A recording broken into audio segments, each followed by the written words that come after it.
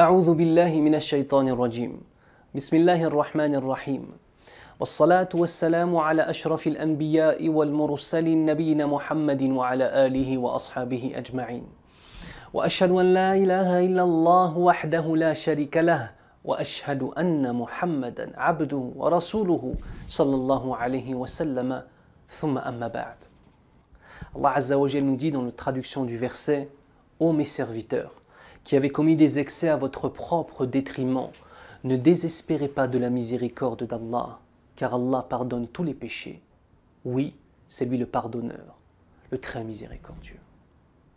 Subhanallah, fait partie des règles de base de la aqidah, du dogme de l'islam, le fait qu'il soit totalement interdit de désespérer de la miséricorde d'Allah subhanahu wa ta'ala. Qui que tu sois, quoi que tu aies fait, du moment où tu reviens à Allah Azza wa Jal avec un repentir sincère, avec les trois degrés, les trois conditions que nous avions vues, qui sont premièrement le regret, deuxièmement le fait d'arrêter immédiatement ce péché et troisièmement la ferme volonté de ne plus jamais y revenir, à partir du moment où on dit astaghfirullah avec sincérité, Allah Azza wa Jal te pardonne, Inch'Allah. Ô mes serviteurs qui avez commis des excès à votre propre détriment, attention, ne désespérez pas de la miséricorde d'Allah, car la miséricorde d'Allah n'a aucune limite. La seule chose qu'Allah Azza wa Jal ne pardonne pas, c'est qu'on lui associe quelque chose. Al-shirk al-akbar, le polythéisme majeur. Allah Azza wa Jal ne le pardonne pas. Et une personne qui fera cela et mourra sur cela finira en enfer pour l'éternité. Qu'Allah nous préserve de cela, ya Rabbal Alamin. Toi qui es musulman, toi qui es musulmane, sache que si tu te repens à Allah Azza wa Jal, sincèrement, tu peux accéder au plus haut degré de son paradis, subhanahu wa ta'ala. De même, nous avons un hadith qui est connu que le prophète sallallahu alayhi wa sallam nous raconte en nous disant qu'un homme qui était tombé dans les excès des péchés vint à mourir.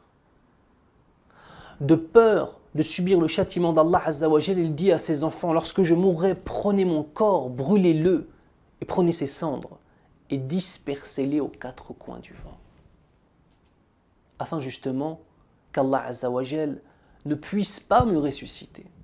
Mais bien évidemment, c'était peine perdue. Allah Azza wa Jal décida et ordonna à la terre de redonner forme à cet homme, et cet homme reprit forme. Puis ensuite Allah Azza wa Jal de le questionner: Ya ibadi, pourquoi tu fais cela? La réponse de cet adorateur sera de dire: Ya Allah, j'avais peur de toi, et j'avais peur que tu me donnes le pire des châtiments. Allah Azza wa Jal, quelle fut sa réponse à cela? Allah lui pardonna ses péchés.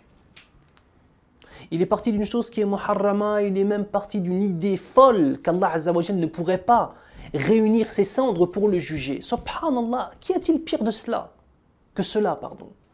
Mais Allah Azza wa Jal, par rapport à son intention qui était basée sur une crainte sincère d'Allah Azza wa Jal et un repentir sincère, par rapport simplement à cela, il lui a pardonné. De même, dans un hadith qudsi, une parole d'Allah Azza wa Jal qui ne fait pas partie des paroles du Coran al-Karim et dont la chaîne de transmission n'est pas forcément mutawatira, le prophète sallallahu alayhi wa sallam nous dit: Allah subhanahu wa ta'ala a dit: celui qui vient avec la bonne action en aura 10, pareil ou plutôt, je lui en ajoute encore plus. Celui qui vient avec la mauvaise action, la récompense d'une mauvaise action simplement lui sera donnée. C'est-à-dire, lorsque tu fais une bonne action, Allah Azza wa Jal la démultiplie par 10 au minimum. Lorsque tu fais une mauvaise action, Allah Azza wa Jal ne te compte qu'une seule mauvaise action. Lorsque tu veux faire une bonne action et que tu n'as pas pu la faire, par rapport à ton intention, Allah te compte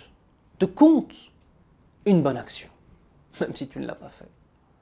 Lorsque tu avais l'intention de faire une mauvaise action et que pour Allah, par amour d'Allah Azza wa Jal, tu délaisses cette mauvaise action, simplement la délaisser, Allah te compte pour cela une bonne action. Car tark, le fait de délaisser pour Allah, c'est une action. De même, Allah Azza wa Jal, dans la suite du hadith Qudsi, nous dit: Celui qui se rapproche de moi d'une palme, je me rapproche de lui d'une coudée. Celui qui se rapproche de moi d'une coudée, je me rapproche de lui d'une envergure. Et celui qui vient vers moi en marchant, je vais vers lui en courant. Allahu Akbar. L'imam al-Nawawi rahimahullah nous explique que le sens de ce hadith est le suivant. Celui qui se rapproche d'Allah Azza wa Jal par son repentir, Allah Azza wa Jal répondra à ce repentir par une miséricorde encore supérieure à ce repentir que l'adorateur avait présenté. La miséricorde d'Allah Azza wa Jal englobe toute chose et elle est toujours supérieure à notre repentir. Allahu Akbar. Allah nous fait miséricorde même quand on ne le mérite pas, du moment où on ne lui associe rien du tout. Et c'est la suite du hadith, la condition à tout cela. Celui qui me rencontre en ayant avec lui la contenance de la terre comme péché, mais ne m'associant aucune chose, et c'est là la chose la plus importante. Si tu n'associes rien à Allah Azza wa Jal, que tu connais la ilaha illallah avec les conditions de validité de la ilaha illallah, que tu as la foi dans ton cœur, la parole par la langue et les actes par les mains, car une foi sans acte est une foi qui est fausse. Batila. On appelle ça tarku jinsil a'mal, le fait de délaisser toutes les actions liées à l'islam. Et ça, c'est du kufr billahi subhanahu wa ta'ala. C'est de la mécréance majeure qui fait sortir de l'islam. Donc il est très important de comprendre qu'il y a toujours une relation fondamentale et essentielle entre d'une part la foi et d'autre part les actions. Donc celui qui rencontre Allah Azza wa Jal avec l'équivalent de tout ce qui pourrait remplir la terre en termes de péché, mais qui rencontre Allah Azza wa Jal en étant un muwahhid, celui qui n'associe rien à Allah Azza wa Jal, alors Allah Azza wa Jal nous dit, je le rencontre avec la contenance de la terre, comme absolution, comme pardon. La miséricorde d'Allah Azza wa Jal n'a aucune limite. Comme il le dit dans le Coran, kataba ala nafsihi ar-rahma, il s'est imposé à lui-même la miséricorde, subhanahu wa ta'ala.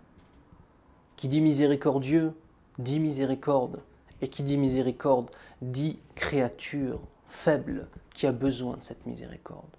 Ya ayyuhan nasu antumul fuqara'u ila Allah, wallahu huwal ghaniyyul hamid. Ô vous les hommes, vous êtes les indigents, les pauvres qui ne possédez rien, alors qu'Allah Azza wa Jal, lui, est le riche par excellence, celui qui mérite toute la louange. La miséricorde d'Allah Azza wa Jal est parfaite, pure et n'a aucune limite. Enfin, un hadith nous informe qu'Allah subhanahu wa ta'ala, chaque nuit, étend sa main pour agréer le repentir de ceux qui ont désobéi pendant la journée. Et qu'ensuite, il étend sa main le jour pour agréer le repentir de ceux qui lui ont désobéi la nuit. Allah Azza wa Jalla laisse toujours les portes du repentir et les portes de sa miséricorde ouvertes. Subhanallah. Et dans la fin du hadith, on nous informe que ce sera ainsi jusqu'à temps que le soleil se lève de l'Occident, c'est-à-dire la fin du monde. Allah Azza wa Jal aime notre repentir. Allah Azza wa Jal aime que l'on revienne vers lui. Et sa miséricorde englobe toute chose, une miséricorde parfaite qui n'a aucune limite. Alors que notre désobéissance ne cesse de s'étendre dans la communauté musulmane à travers le monde, la miséricorde de notre Seigneur ne cesse de s'étendre par le fait de faire revenir une autre partie de la population musulmane à son mode de vie qui est l'islam. Inna ad-dina 'inda Allah l'islam. Le seul mode de vie agréé par Allah Azza wa Jal, c'est l'islam. Alors plusieurs choses, mes frères et sœurs.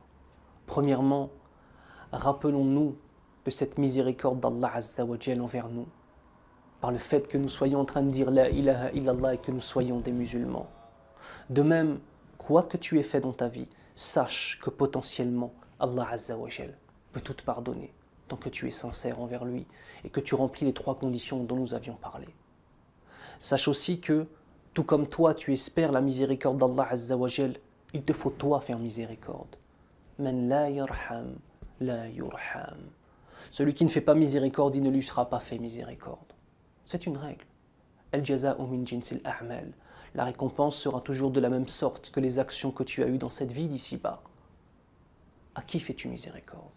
Pendant ce mois de Ramadan et en dehors de ce mois de Ramadan, mais prends cette occasion. Quels sont les gens qui t'ont fait du mal et à qui tu peux pardonner?